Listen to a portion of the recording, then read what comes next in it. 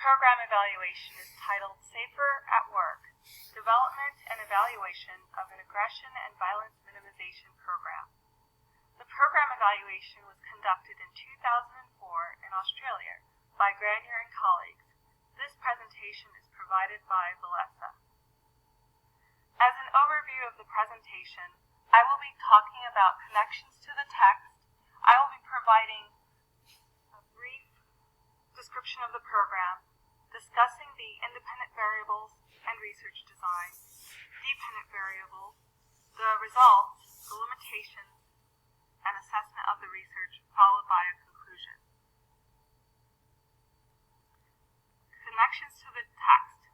Chapter 9 was the most relevant to this program evaluation.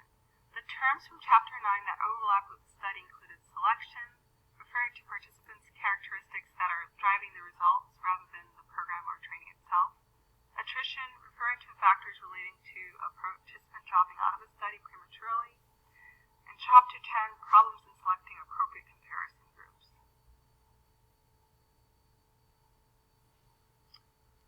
In terms of the brief description of the program, the Safer at Work protocol was created to minimize aggression and violence in the workplace.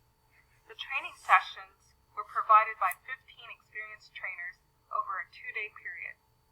Prior to the module implementation, trainers received a review of the content of the modules and a training manual to keep modules standardized. Due to training space limitations and pedagogical imperatives, each module was piloted on a subsample, with modules 1 through 4 having 18, 20, 16, and 10 participants respectively. The 4 modules had the following titles: Responding Effectively to Difficult or Challenging Behavior, Aggression Minimization in High-Risk Environments, Aggression Minimization for Managers, and Aggression Minimization Refresher Training. All participants had to attend the first module, which was 8 hours long, and the others were based off of the preference of the participants. Module 2 was also an 8-hour program, and it was designed for mental health and other staff members who were specifically finding that they were in high-risk situations often. Module 3 is a 4-hour module, and it was used to help individuals obtain practical strategies for promoting a safe work environment free of aggression, assessing, and managing.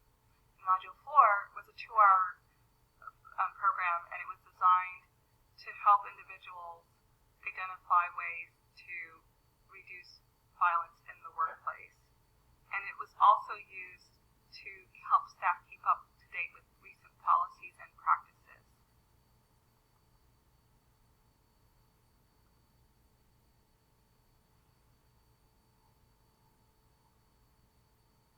So in this case, the independent variable includes the pre and post participation trainers.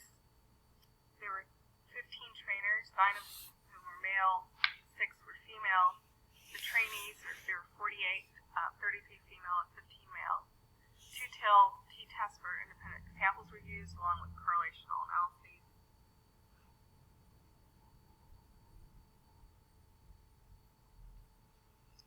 Dependent variables.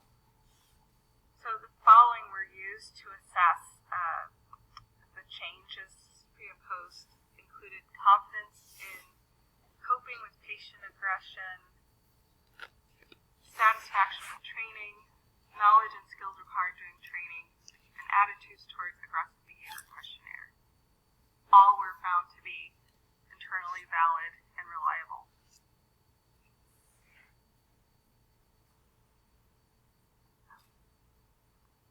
In terms of results, for the 34, in particular relating to confidence in dealing with aggression, for the 34 participants who completed only 1 module, there was a small but significant increase in confidence measured by the Confidence in Coping Aggression instrument. For the 15 who completed more than 1 module, there was a greater increase in confidence. An analysis of covariance comparing the pre- and post-test scores for those completing more than 1 module was performed, controlling for the number of modules completed.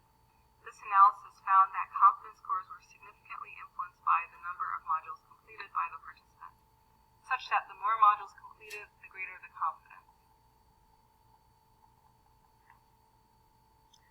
The authors also reported that the clients reported satisfaction with the modules and that they felt that they received new knowledge during the training. The evaluation also demonstrated that 100% of the participants showed competency in Module 1 and 82% received competency in Module 2.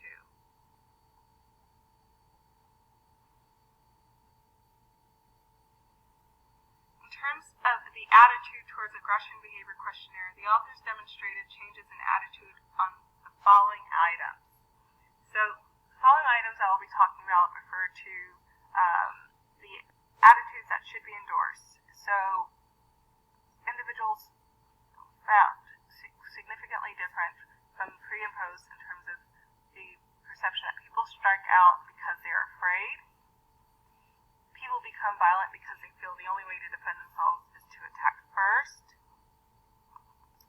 And people threaten staff to get their own way is another attitude, item that on the scale that was significant for pre and post. I feel confident in my own ability to manage a person's behavior as it becomes more aggressive. There are significant changes pre and post as well.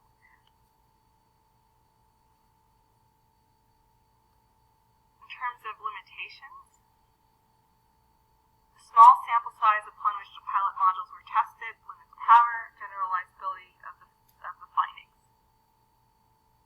Also, the fact that it was a non-randomized sample and testing was purposely conducted on experienced staff because they were judged to be able to give the best and fairest appraisal of content and procedures used, it also limits generalizability of findings and increases the likelihood of selection of facts.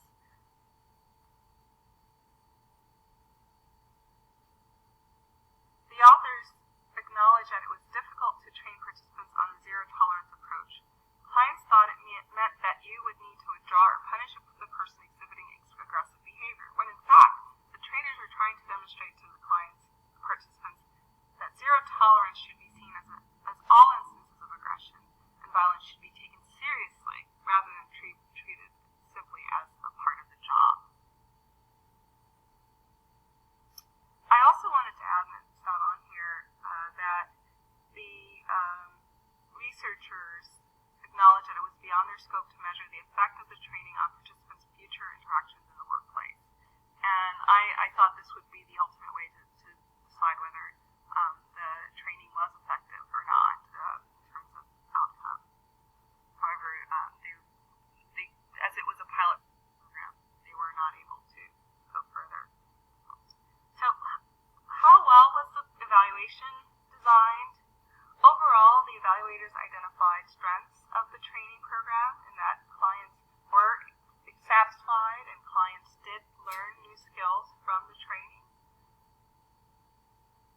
They also selected reliable and valid questionnaires and provided a quantitative and qualitative format for feedback after the training. So after the training, they learned that the module 1 was very long, and 2, they were both 8 hours long. However, the evaluators only assessed competency